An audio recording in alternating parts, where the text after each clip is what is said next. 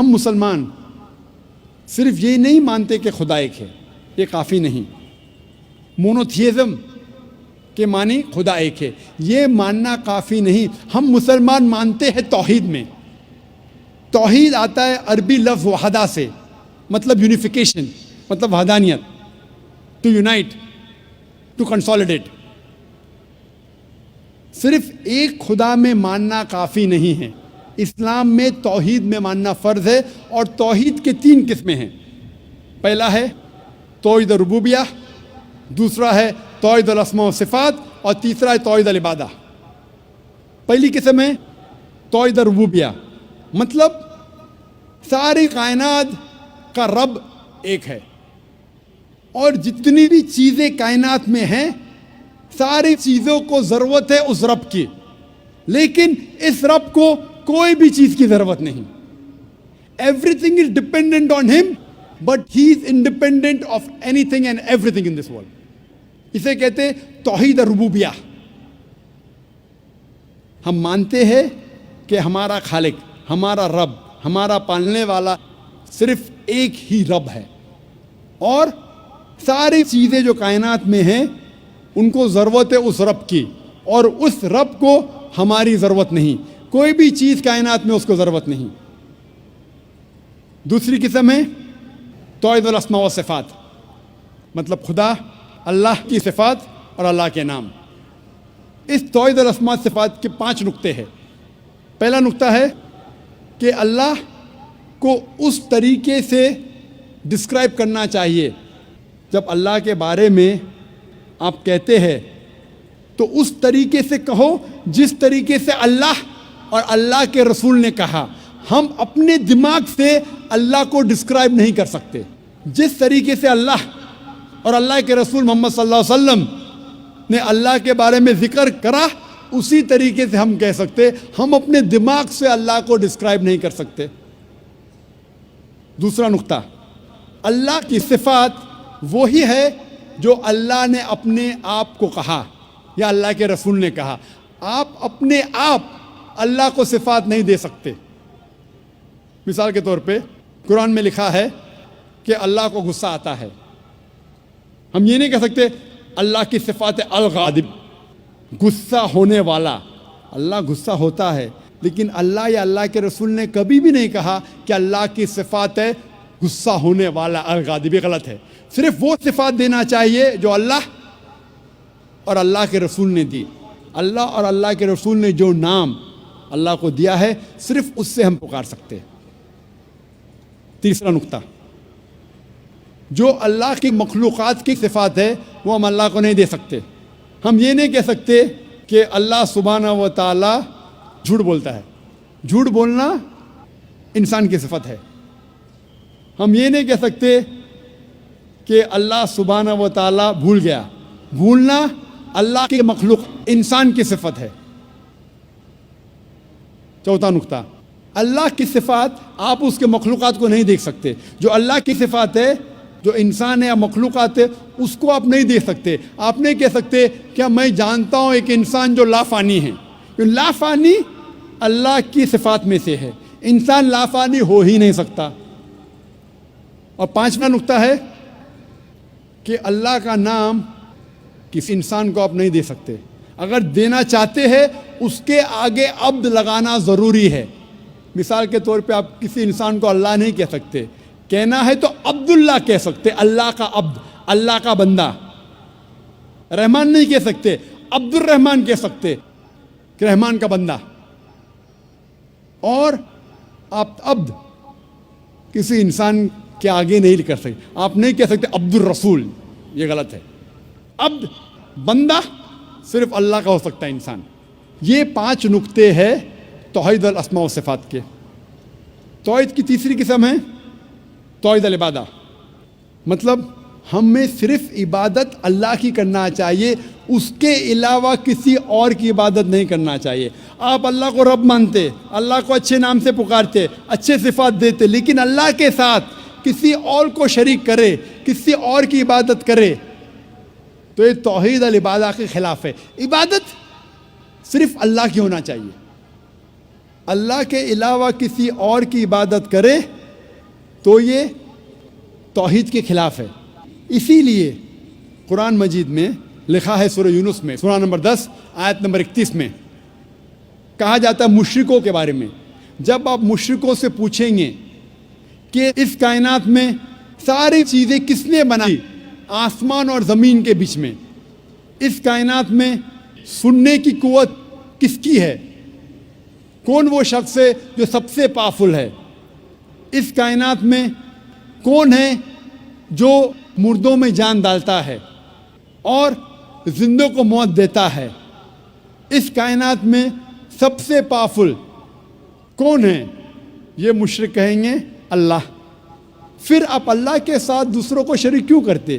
یہ آیت میں سورہ یونس میں سورہ نمبر 10 آیت نمبر 31 میں مشرک مانتے تھے توحید ربوبیہ میں کہ اللہ رب ہے، مانتے تھے توحید الاسماء صفات، اچھے صفات، لیکن اللہ کو ماننے کے علاوہ دوسروں کی بھی عبادت کرتے تھے، انہیں کہا گیا ہے مشرک۔ یہ پیغام دہرایا گیا سورہ زخرف میں سورہ نمبر 43 آیت نمبر 87 میں، جب آپ ان سے پوچھیں گے ان مشرکوں سے کہ آپ کا خالق کون، وہ کہیں گے اللہ، تو آپ اللہ کے علاوہ دوسروں کی عبادت کیوں کرتے؟ یہ مشرک مانتے تھے کہ ہمارا خالق اللہ ہے، لیکن اللہ کے ساتھ دوسروں کی عبادت کرتے۔ اسی لیے اللہ تعالیٰ فرماتے ہیں سورہ یوسف میں سورہ نمبر 12 آیت نمبر 106 میں کہ اکثر لوگ اللہ کی عبادت نہیں کرتے دوسروں کو شریک کرنے کے بغیر، یعنی اکثر جو لوگ اللہ کی عبادت کرتے ہیں اللہ کے ساتھ دوسرے کی بھی عبادت کرتے ہیں۔ مطلب انسان اکثر جو اللہ کی عبادت کرتے ہیں، خدا کی عبادت کرتے، ایشور کی عبادت کرتے ہیں، اس خدا کے ساتھ دوسروں کو بھی شریک کرتے ہیں، دوسرے کی بھی عبادت کرتے ہیں۔ اور اگر اس توحید میں ان تینوں قسموں میں سے ایک بھی قسم کا آپ پالن نہیں کریں گے، ایک بھی قسم کو توڑتے ہیں، تو اسے عربی میں کہتے ہیں شرک۔ شرک مطلب پارٹنر، کسی کو شریک کرنا، اور شریعتاً شرک مطلب اللہ کے ساتھ کسی اور کی عبادت کرنا، اللہ کے ساتھ کسی اور کو شریک کرنا، اسے کہتے ہیں عربی میں شرک۔ اور قرآن مجید میں صاف طور پہ لکھا ہے سورہ نساء میں سورہ نمبر 4 آیت نمبر 48 میں، اور سورہ نساء سورہ نمبر 4 آیت نمبر 116 میں کہ اللہ سبحانہ و تعالیٰ اگر چاہے تو آپ کے کوئی بھی گناہ کو معاف کر سکتا ہے، لیکن شرک کو کبھی بھی نہیں معاف کرے گا، کیونکہ جو انسان شرک کرتا ہے وہ بہت بڑا گناہ کرتا ہے اور بہت دور تک بھٹک چکا ہے۔ اسی لیے شرک قرآن مجید میں اور اسلام میں سب سے بڑا گناہ ہے جو اللہ سبحانہ و تعالیٰ کبھی بھی نہیں معاف کرے گا۔ اگر آپ نے شرک کیا اور مرنے کے پہلے توبہ نہیں کی، اگر آپ مشرکانہ حالت میں مرے تو آپ کے لیے جہنم 100%۔ شرک کے علاوہ دوسرا کوئی بھی گناہ کرے آپ، اگر اللہ چاہے تو معاف کر سکتا ہے۔ اگر آپ نے شرک کیے تو آپ ضرور توبہ کیجئے، شرک کرنا بند کیجئے، انشاءاللہ آپ جنت میں جا سکتے ہیں۔ لیکن اگر شرک کی حالت میں مرے تو اللہ سبحانہ و تعالی، خدا ایشور، آپ کو کبھی بھی نہیں معاف فرمائیں گا۔ اسی لیے قرآن مجید میں لکھا ہے، جو میں نے اس تقریر کے شروع میں تلاوت کی، اس آیت کی جسے میں ماسٹر کی کہتا ہوں، سارے تالوں کو کھولنے والی چابی، سورہ عمران سورہ نمبر 3 آیت نمبر 64 میں لکھا ہے، تعالوا الی کلمۃ سواء بیننا و بینکم، آؤ اس بات کی طرف جو آپ اور ہم میں یکساں ہے۔ تعالوا الی کلمۃ سواء بیننا و بینکم، آؤ اس بات کی طرف جو آپ اور ہم میں یکساں ہے۔ سب سے پہلی بات، اللہ نعبد الا اللہ، کہ ہم صرف اللہ کی عبادت کریں۔ میں نے یہ نہیں کہا کہ صرف اللہ میں مانو، صرف اللہ میں ماننا کافی نہیں ہے، اللہ نعبد الا اللہ، کہ ہم صرف اللہ کی عبادت کریں۔ اللہ کو ماننا کافی نہیں، اللہ کی عبادت صرف کرنا چاہیے، وہ ضروری ہے۔ وَلَا نُشْرِكَ بِهِ شَيْئًا، ہم اللہ کے ساتھ کسی اور کو شریک نہ کرے۔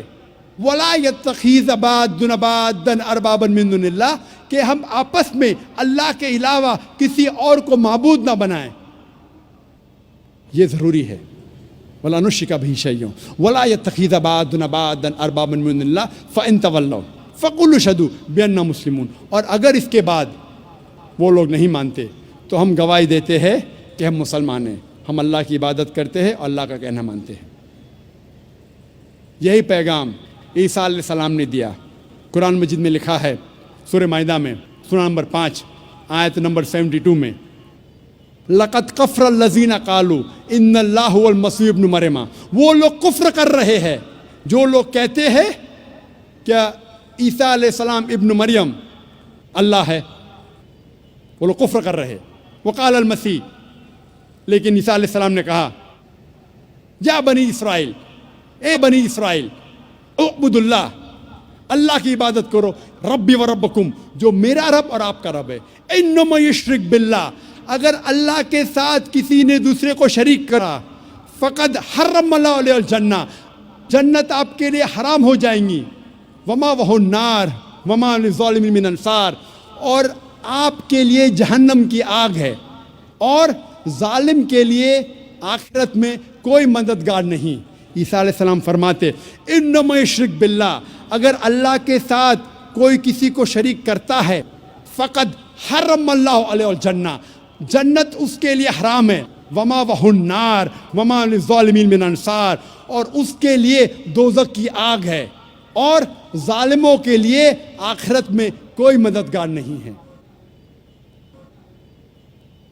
قرآن مجید میں اللہ تعالیٰ فرماتے ہیں سورہ انعام میں سورہ نمبر 6 آیت نمبر 108 میں کہ جو انسان غلط خدا کی عبادت کرتے ہیں آپ ان خداؤں کو گالی مت دو، ورنہ یہ لوگ جہالت میں اللہ کو گالی دیں گے۔ لکھا ہے قرآن مجید میں سورہ لقمان میں سورہ نمبر 31 آیت نمبر 27 میں، اگر آپ اس دنیا کے سارے جھاڑ کو قلم میں تبدیل کریں گے اور سارے سمندر 7 سمندر ملا کے اگر سیاہی میں تبدیل کریں گے، پھر بھی آپ ان سے اللہ سبحانہ و تعالیٰ کے شبد نہیں لکھ سکیں گے۔ اس تقریر کو میں ختم کرنا چاہتا ہوں اللہ سبحانہ و تعالیٰ کی آیت سے، سورہ حج سے، سورہ نمبر 22 آیت نمبر 73 میں، جہاں اللہ تعالیٰ فرماتے ہیں کہ اے لوگو اس بات کو سنو، جو کوئی آپ کے مددگار ہے اللہ کے علاوہ، اگر یہ سارے اکٹھا ہو گئے ایک مکھی کو بنانے کے لیے، پھر بھی یہ لوگ مکھی کو نہیں بنا سکیں گے، اور اگر مکھی کوئی کھانا ان سے چھینیں گے تو یہ لوگ اس کھانے کو بھی واپس نہیں لا سکیں گے۔ کمزور ہے وہ لوگ جو غلط خدا کی عبادت کرتے ہیں، اور کمزور لوگ ہیں وہ جس کی عبادت کرتے ہیں۔ وآخر دعوانا الحمدللہ رب العالمین۔